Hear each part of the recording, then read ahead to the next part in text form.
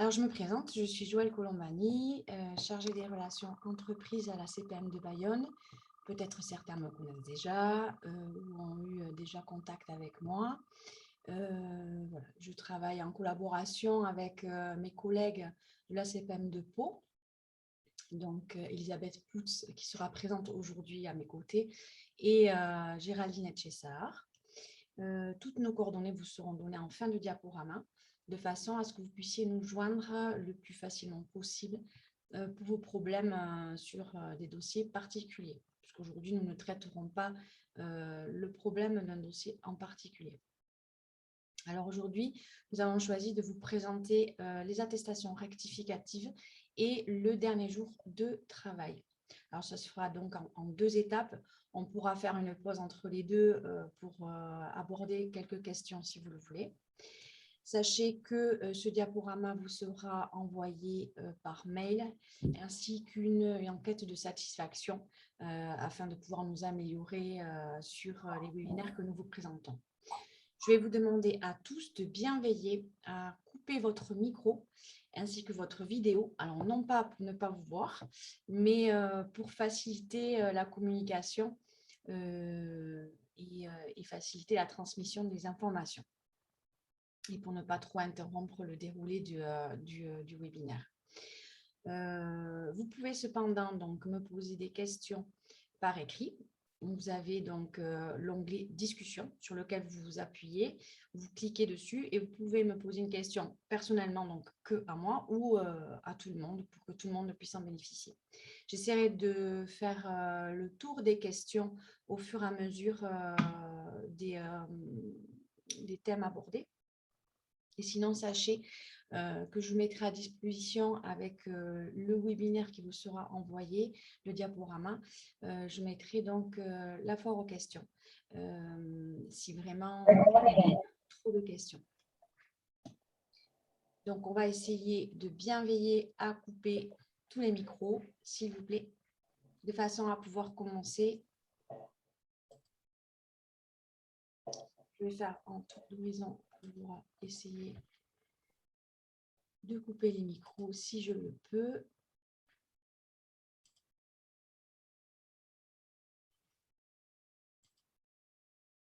Voilà, donc veillez bien à couper tous vos micros, s'il vous plaît.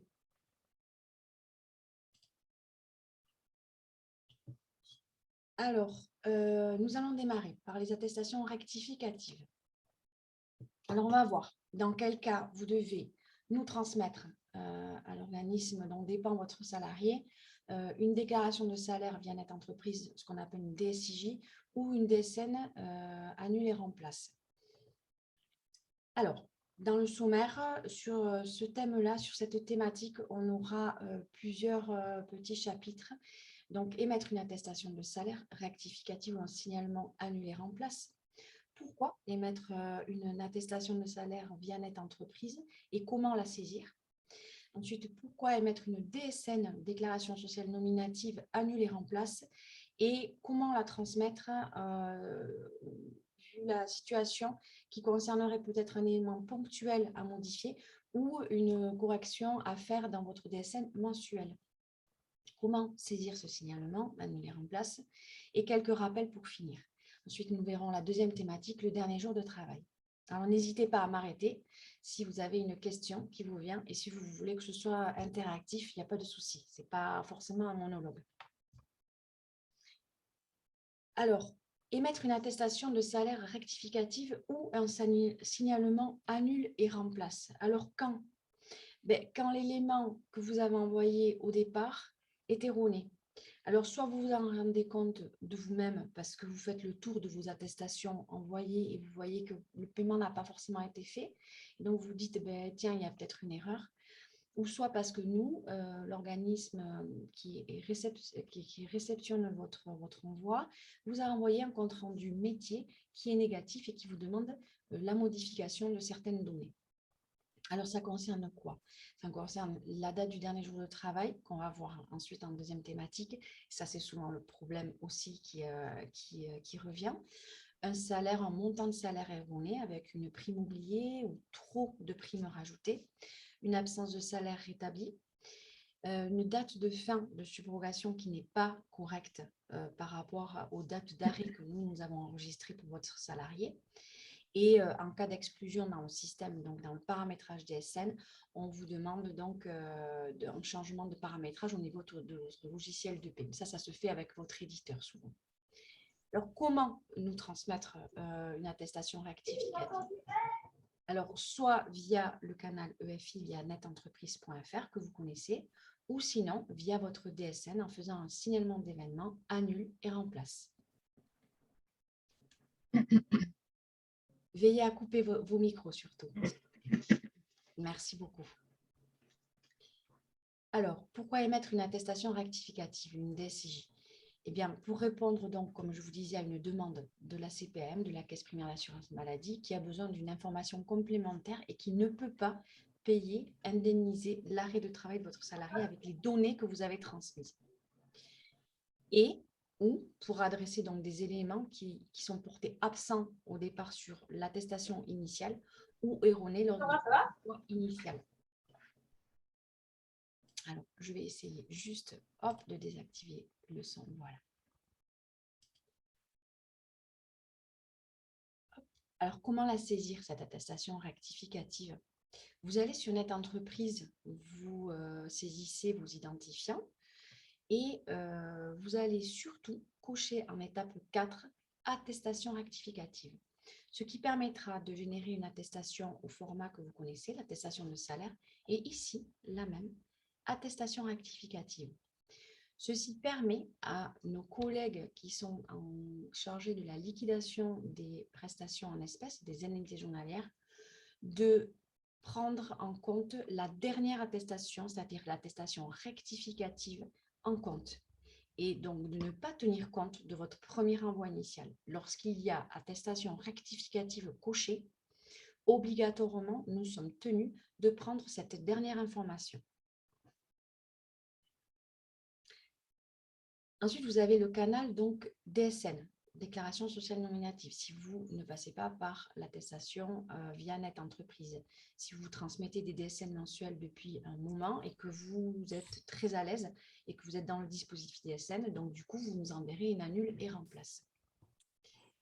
Alors, elle s'envoie par quoi? Par un signalement d'arrêt de travail, annule et remplace, comme cela s'explique. Donc, il existe plusieurs situations.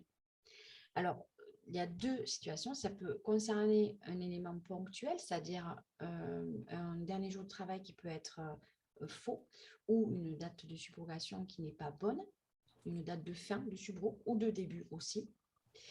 Et lorsque la situation requiert une correction dans la DSN mensuelle, c'est différent. Vous allez agir et effectivement aussi sur la DSN mensuelle en faisant une annule et remplace. Alors, lorsque la situation concerne un élément ponctuel, alors on va prendre l'exemple d'un dernier jour de travail qui sera faux. Un arrêt de travail réel que nous allons enregistrer au 20 février. Vous allez saisir un arrêt de travail du 28 février au 5 mars dans votre logiciel.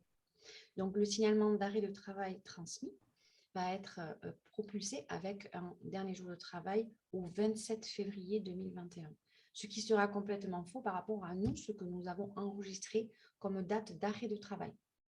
La subrogation qui va se générer également va être du 28 février au 27 février. Donc, ces deux éléments sont des éléments ponctuels que vous pouvez changer via une DSN événementielle, annule et remplace. Alors, si l'erreur est constatée avant l'envoi de votre DSN mensuel, vous effectuez un signalement annulé remplace en modifiant le dernier jour de travail au 19 février et vous modifiez également les dates de subrogation enregistrées. Théoriquement, vous devez avoir la main, que ce soit sur Net Entreprise ou via une DSN, vous devez avoir la main sur la périodicité des dates de subrogation que vous choisissez de noter. Si ce n'est pas le cas, vous appelez votre éditeur parce que c'est vraiment une notion sur laquelle vous devez avoir la main. Si vous constatez cette erreur-là du dernier jour de travail erronée, après votre envoi de la DSN mensuelle, vous devez donc faire une annulée remplace, comme nous l'avons vu précédemment, mais il est impératif aussi d'enregistrer un code 99 pour annuler la saisie précédente. On continue si la situation d'anomalie requiert une correction préalable dans la DSN mensuelle. Alors là, ça peut surtout concerner les montants de salaire, puisque vous êtes tenu de transmettre une DSN mensuelle tous les mois, avec donc un montant de salaire, avec tout ce qui se rapporte à la vie de votre salarié dans l'entreprise, donc ses absences autorisées ou pas, ses congés, ses arrêts maladie, tout. Donc, si vous transmettez une DSN événementielle, un signalement d'événement, qu'à la base, les salaires ne sont pas corrects. Alors, on a toujours cet arrêt de travail du 28 février au 5 mars, par exemple, avec 3 salaires de référence qui seront donc novembre, décembre et janvier, puisque le dernier jour de travail sera en date de février 2021.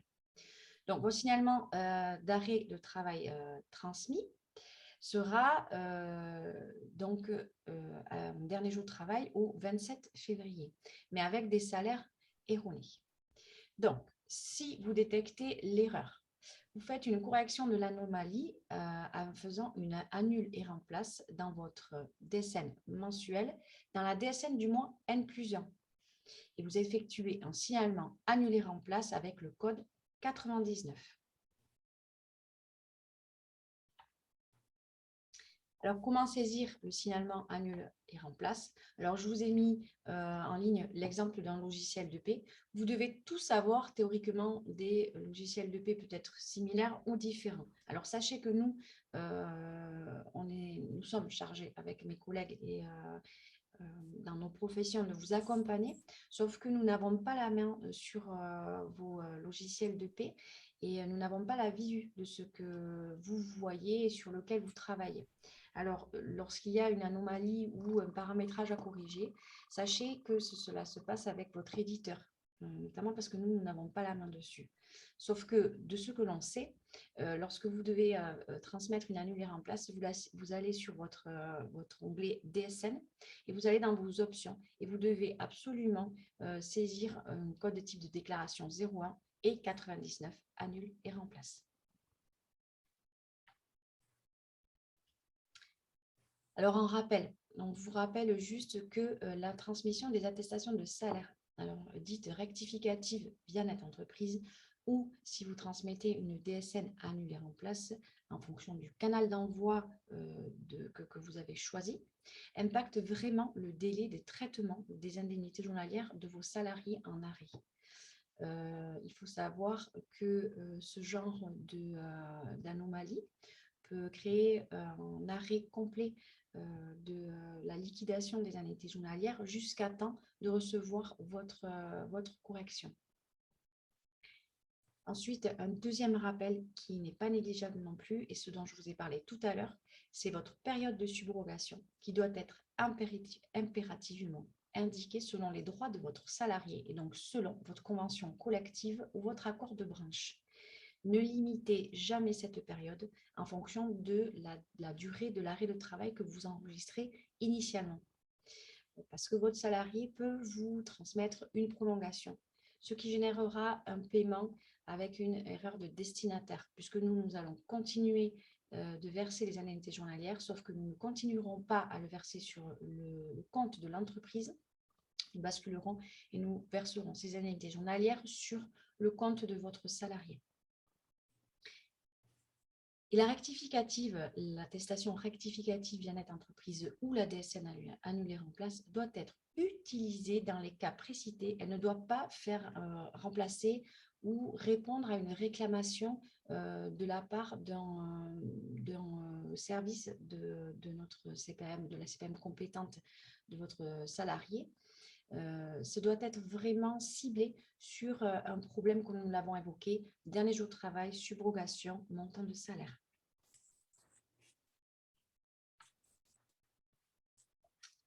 Alors, je vais regarder. Hop. Alors, le code 99, il doit être saisi, comme je vous ai dit, hein, sur la diapositive ici. Voilà. Théoriquement, vous avez un onglet DSN et vous allez dans le paramétrage et vous avez les options ici. Vous trouverez apparemment, je ne peux pas vous le certifier, mais voilà, d'annuler remplace dans vos codes de type de déclaration. Si ce n'est pas le cas, je vous invite à vous rapprocher de votre éditeur. Non pas que je veuille me décharger de ce problème, mais c'est que juste nous ne le savons pas et nous ne le connaissons pas avec nos collègues. Beaucoup de problèmes en cas de 13e ou 14e mois dans les mois concernés. Oui. Alors, il faut absolument les paramétrer également, sachant que effectivement, le 13e ou le 14e mois sont des primes et sont des mois que nous prenons entièrement en maladie, au risque maladie, sauf que ce sont des primes qui sont proratisées lorsqu'il s'agit de verser une indemnité journalière, un accident de travail ou une maladie professionnelle. Alors, cela relève également des paramétrages et de l'installation de votre logiciel de paie et surtout du dispositif DSN par rapport à ce que nous attendons organisme CPM pour les signalements d'événements.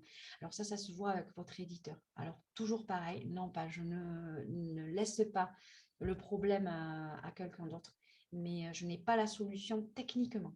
Sauf que lorsqu'il y a un problème sur le montant des salaires, le paramétrage est essentiel. C'est-à-dire que de toute façon, le problème se retrouvera effectivement dans la transmission d'une DSN événementielle, mais il se retrouvera également dans votre DSN mensuelle. Donc, veillez vraiment à avoir le bon reflet. Alors, si votre logiciel ne corrige pas, vous devez modifier le montant. Oui, et éventuellement, si votre logiciel est alors en attente d'un rectificatif par le passage d'un informaticien ou de votre éditeur, vous pouvez transmettre une rectificative via NetEntreprise en saisissant vous-même le montant que vous voulez et le montant juste que vous voulez que nous prenions en compte pour le paiement des indemnités journalières. Comme je vous l'ai expliqué, le fait qu'il y ait une attestation rectificative bien cochée fait que nous prendrons principalement cette attestation et nous ne tiendrons pas compte de l'erreur ou de la précédente. Oui, le diaporama va vous être envoyé, pas de souci, j'y veillerai personnellement.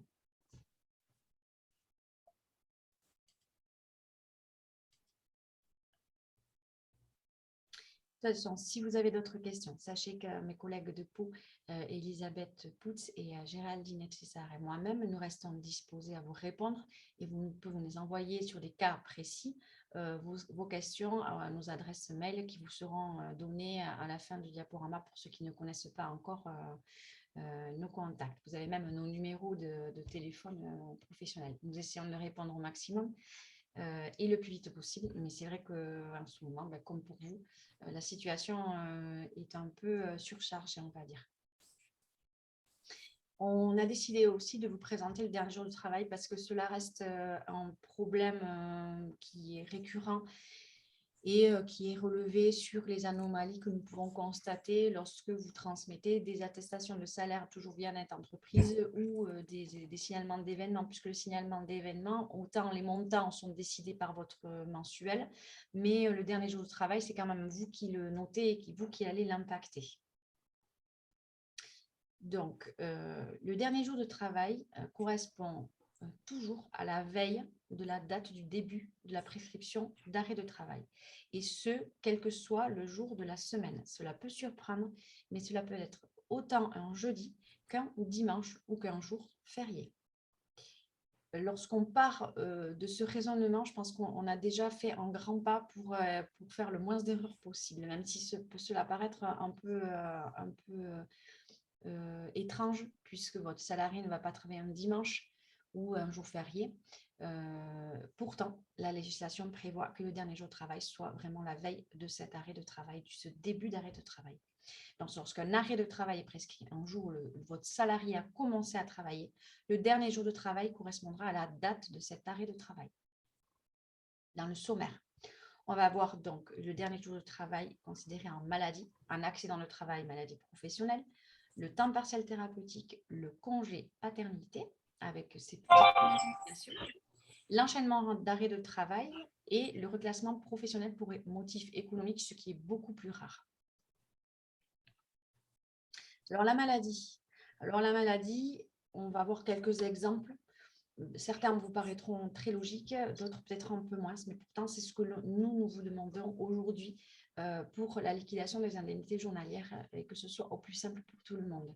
Donc, votre salarié travaille le jeudi 22 juin, par exemple, et présente un arrêt de travail à compter du vendredi 23, donc le dernier jour de travail, et donc logiquement le 22 juin.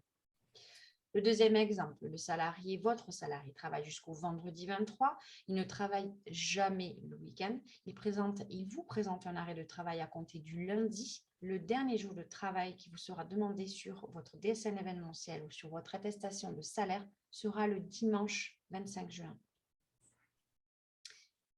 Un troisième exemple, votre salarié présente un arrêt de travail sur un jour habituellement non travaillé, soit le dimanche 25 juin. Il est malade le dimanche matin, il fait venir SOS médecin, le médecin lui prescrit un arrêt de travail à compter du jour de la consultation, c'est-à-dire le 25.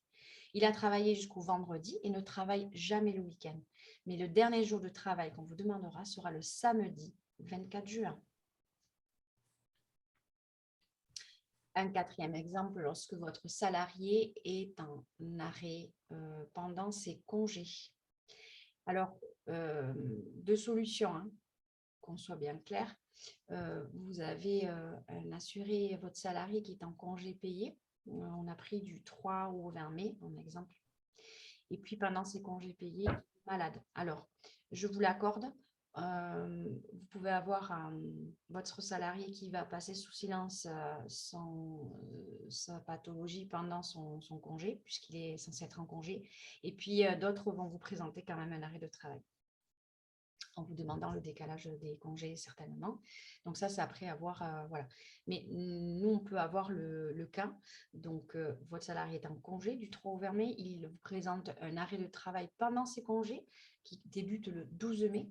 Le dernier jour de travail à indiquer sur l'attestation de salaire sera donc le 11 mai et non pas le 2 mai, pas la veille des congés, mais la veille de l'arrêt pendant ses congés. Alors, vous avez une liste qui correspond aux absences qui peuvent être tolérées et que nous considérons valables comme enregistrables comme un dernier jour de travail possible. Et un cinquième exemple où votre salarié travaille le jeudi 22 juin, par exemple, il commence sa matinée. Il est malade pendant cette journée. Il vous présente un arrêt à compter de ce même jour, c'est-à-dire qu'il va voir son médecin. Son médecin ne lui fait pas un arrêt à partir du lendemain, mais il l'arrête même alors qu'il a travaillé, qu'il a commencé sa journée de travail. Le dernier jour de travail sera le jeudi 22 juin. Nous l'indemniserons à partir du 23 juin. La journée de travail commencée est due normalement par l'employeur.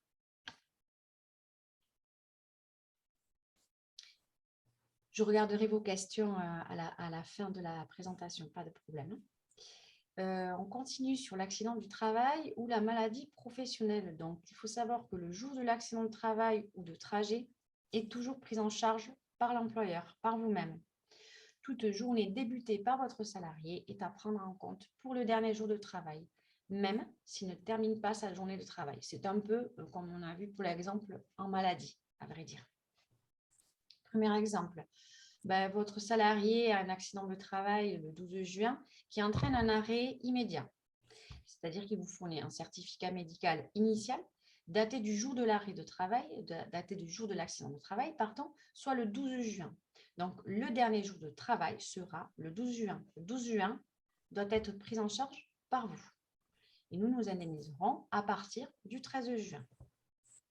Le deuxième exemple, toujours, votre salarié a un accident de travail le 12 juin, mais qui n'entraîne pas un arrêt immédiat. Il se sent bien, il continue de travailler, mais par contre, sa blessure s'infecte ou il commence à avoir une pathologie qui se déclenche par rapport à son accident. À ce moment-là, il va aller voir son médecin et son médecin va lui prescrire un arrêt médical initial à compter du 14 juin. Donc là, le dernier jour de travail correspond au dernier jour de travail réel, soit le 13 juin. Ce ne sera pas le 12 juin, le jour de l'accident de travail, ni le 14, puisque c'est le début de son arrêt. Ce sera donc le 13, puisqu'il aura continué à travailler et le 12 et le 13 juin.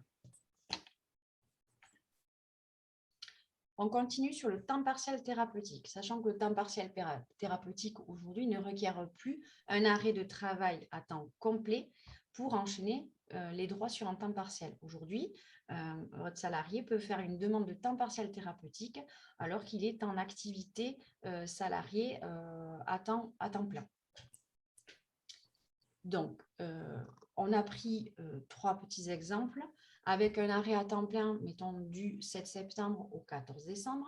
Donc, le dernier jour de travail sera bien le 6 septembre, tant pour l'arrêt à temps plein, du 7 septembre au 14 décembre, mais également pour le temps partiel thérapeutique qui suit, du 15 décembre au 31 décembre, on vous demandera une attestation de salaire avec un dernier jour de travail en date du 6 septembre. En cas d'enchaînement de situation, c'est-à-dire que votre salarié vous présente un arrêt à temps complet, il reprend à temps partiel thérapeutique car il veut se sentir mieux et veut reprendre une activité progressive. Donc, il revient à temps partiel thérapeutique dans l'entreprise, sauf qu'il ne se sent pas bien et à l'issue de ce temps partiel thérapeutique, repart en arrêt à temps plein prescrit par un médecin, par son médecin. À ce moment-là, on aura deux situations. Donc, un dernier jour de travail qui sera le même comme pour la première situation pour le premier arrêt à temps plein et pour le temps partiel qui suit, puisqu'il n'y aura pas de reprise entre.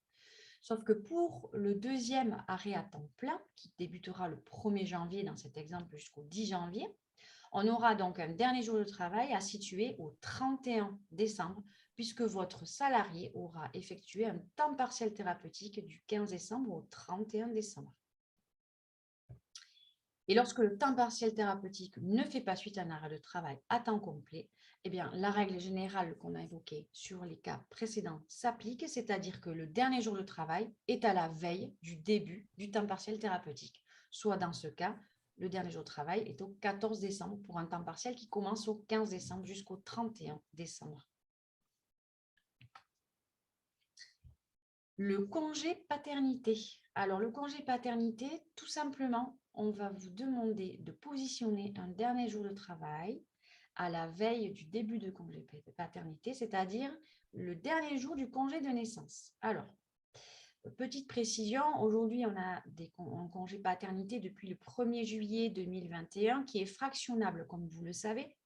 Donc, nous vous demandons de nous transmettre une attestation de salaire via Net Entreprise ou une DSN événementielle et accompagné d'un tableau de fractionnement plus un acte de naissance à transmettre sur l'adresse dsnpj.cpm-bayonne, Pau, Mont-de-Marsan, la ville de la CPM dont dépend votre salarié, @assurance-maladie.fr. Toutes ces adresses mail, vous pouvez les retrouver sur le compte Amélie où nous pouvons vous les communiquer aussi.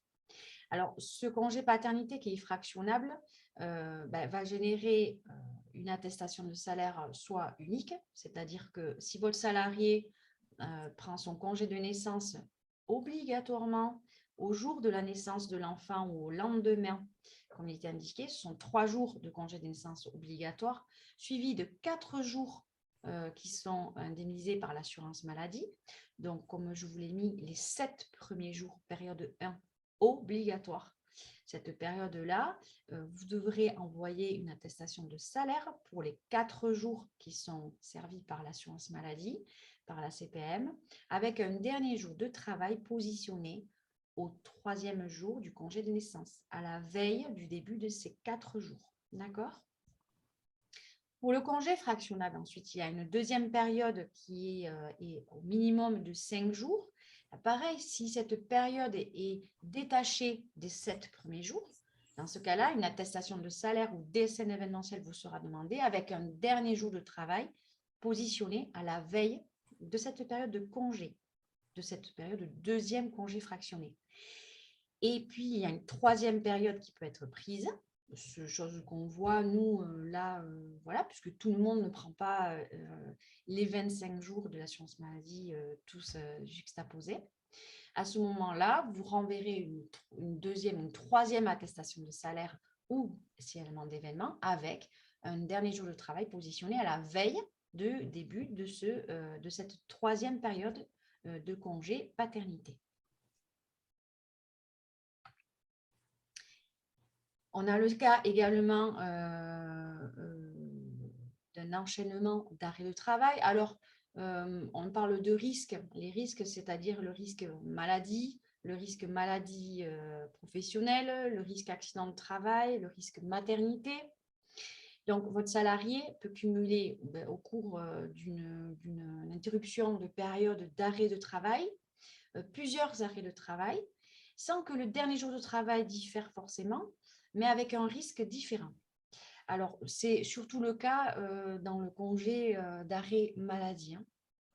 Donc, dans le premier cas, on prend un arrêt maladie du 15 mai au 25 mai pour votre salarié qui attend un enfant et qui ne se sent pas bien et qui doit donc s'arrêter avant le congé légal de maternité. Donc, le dernier jour de travail sera le 14 mai dans ce premier cas. Et puis, on enchaînera sur un congé maternité à compter du 26 mai. Et le dernier jour de travail sera également le 14 mai. Dans le deuxième cas, on peut avoir donc un arrêt maladie, un congé pathologique de 14 jours, qui peut être fractionnable également et qui n'est pas obligatoirement collé au congé légal de maternité. Puis s'ensuit de nouveau un arrêt maladie et puis un congé maternité pour finir, le congé légal. À ce moment-là, le dernier jour de travail sera le même pour les 4 arrêts, mais on vous demandera 4 signalements d'événements, 4 attestations de salaire, c'est-à-dire à chaque fois une attestation pour chaque période de risque différent. Et enfin, un arrêt maladie suivi d'une maladie professionnelle. Là, pareil, si c'est juxtaposé, si les arrêts se suivent, le dernier jour de travail sera le même. C'est essentiel et c'est très important puisqu'en découle, bien entendu, les salaires de référence qui vont servir à calculer le montant de l'indemnité journalière qui sera servi, que ce soit en maladie, en maternité ou bien encore en maladie professionnelle ou accident du travail. Alors, c'est vous qui allez choisir les montants des salaires bruts ou nets en fonction du risque quand vous allez saisir votre attestation sur Net Entreprise. Par contre, ce qui est essentiel en matière de dernier jour de travail aussi, c'est dans votre signalement d'événement, puisque là, c'est en saisissant votre dernier jour de travail dans votre signalement d'événement que l'attestation de salaire en DSN va se rematérialiser en allant chercher les bons salaires de référence dans les DSN mensuels. D'où l'importance de saisir des DSN mensuels très nets avec des salaires, des montants de salaire très justes. Et enfin, pour finir, le reclassement professionnel pour le motif économique, ce qui est plus rare. Mais bon, ça peut se produire. Alors, il faut savoir que vous avez un congé de reclassement qui débute pendant le préavis que le salarié donc, peut être dispensé d'exécuter. Donc, votre activité salariée, pour les deux cas, l'activité de votre salarié se termine au 30 juin. Le congé de reclassement, on va dire, débute du 1er juillet au 31 octobre. Alors, si l'arrêt de travail tombe pendant le préavis qui se passe qui va être du 1er juillet au 31 août. À ce moment-là, si l'arrêt de travail débute le 6 août, on va recevoir un arrêt de travail à partir du 6 août, on va vous demander une attestation de salaire puisque ce sera pendant le préavis. Et à ce moment-là, le dernier jour de travail à positionner sera la veille de l'arrêt, comme dans la règle générale. Et pour les arrêts prescrits pendant le congé de reclassement, mais au-delà du préavis légal, dans ce cas-là, l'étude de droit se fait à la date du fin du préavis légal. Donc, le dernier jour de travail sera à la fin du préavis. Donc, vous positionnerez le 31 août. Et après, c'est nous qui nous tournons vers le salarié ou vers votre ancien salarié, on va dire, pour trouver les montants qu'il nous faut et pour faire les comparaisons nécessaires. Alors, on a fait le tour par rapport au dernier jour de travail. Ce sont des règles générales. Vous pouvez avoir des cas particuliers, bien entendu. À ce moment-là, je vous invite à nous contacter lorsque vous avez des cas vraiment particuliers ou lorsque vous ne parvenez pas à comprendre ce que nous attendons de vos services ou si c'est nous qui faisons des erreurs aussi, puisque nous ne prenons pas forcément, nous n'avons peut-être pas les mêmes informations.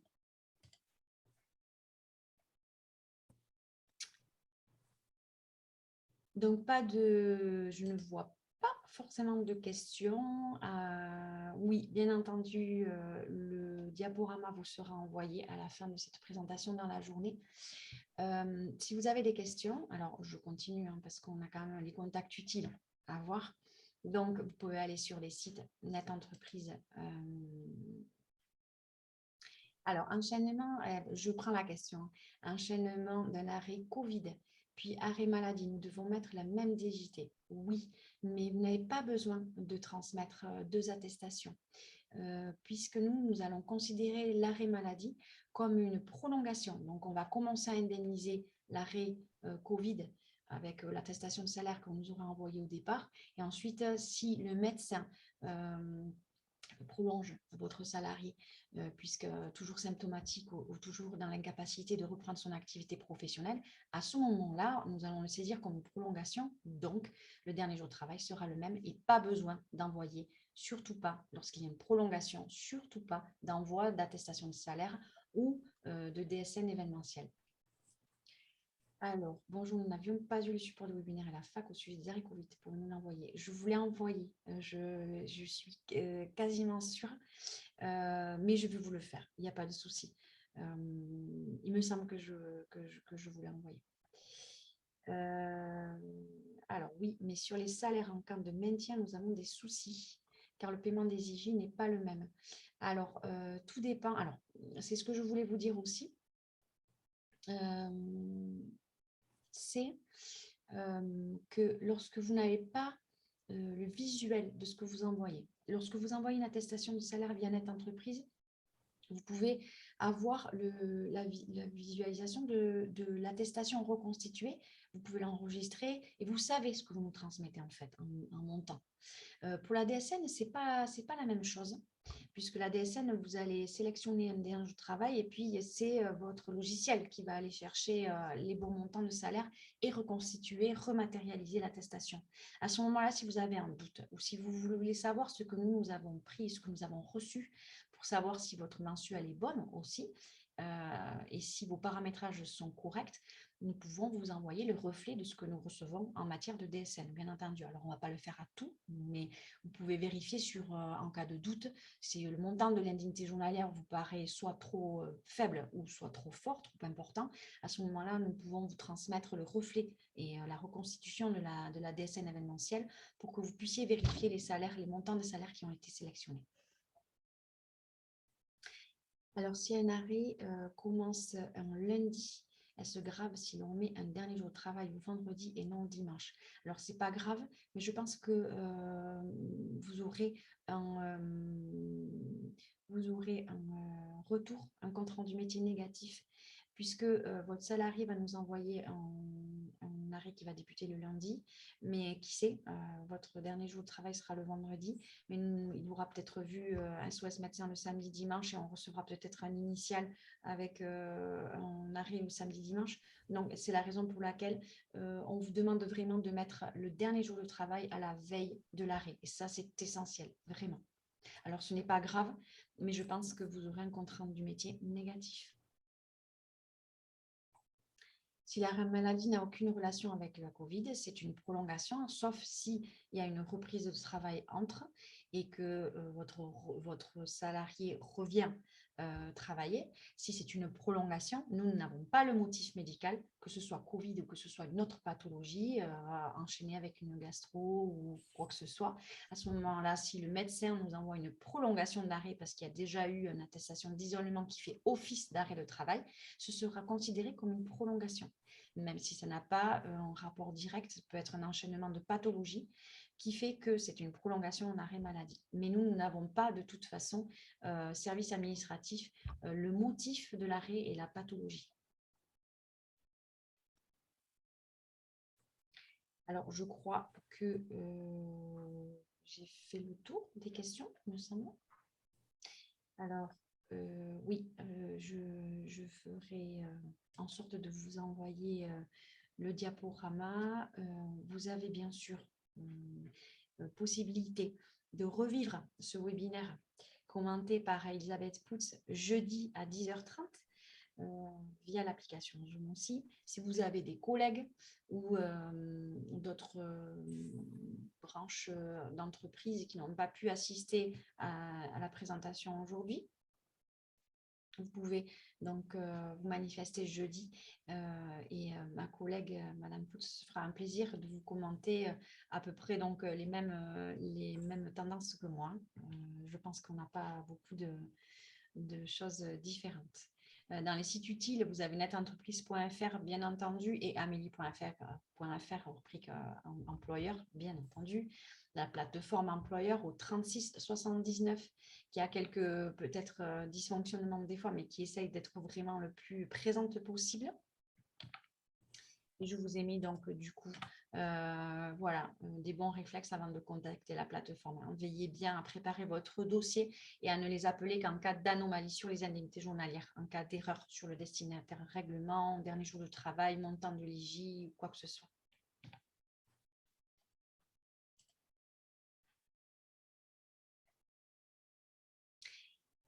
Alors, ma collègue Madame Putz vous a envoyé un lien. Si vous pouviez cliquer sur ce lien-là pour répondre à l'enquête de satisfaction qui vous est demandée, ça ne vous prendra que quelques secondes, vraiment.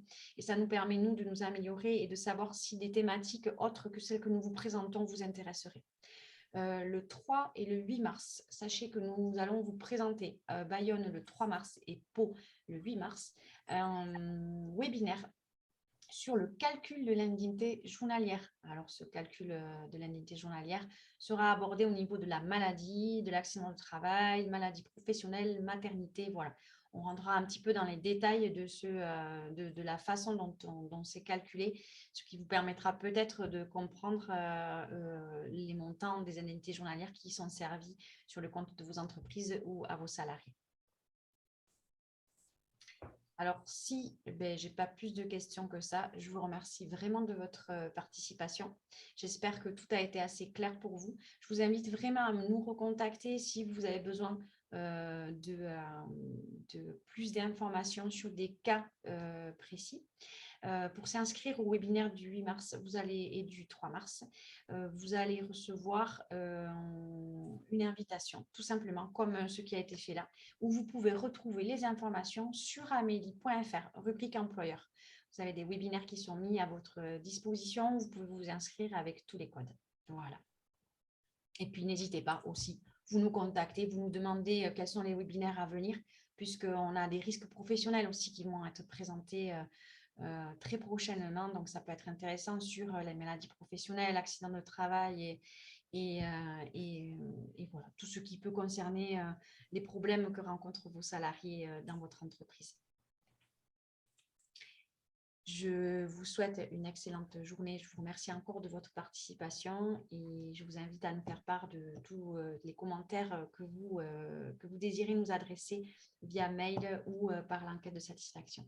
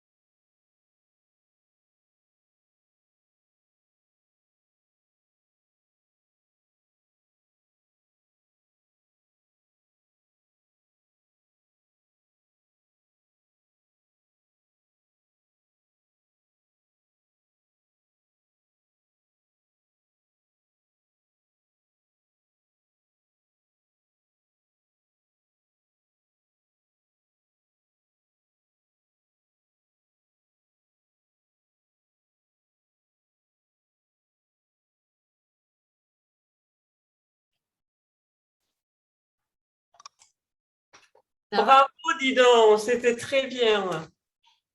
Non, c'était vraiment très clair et ben, alors là, tu as maîtrisé du début à la fin. Oh, merci, c'est gentil. Ah ouais, non, non, non, tu es très à l'aise et c'était très bien.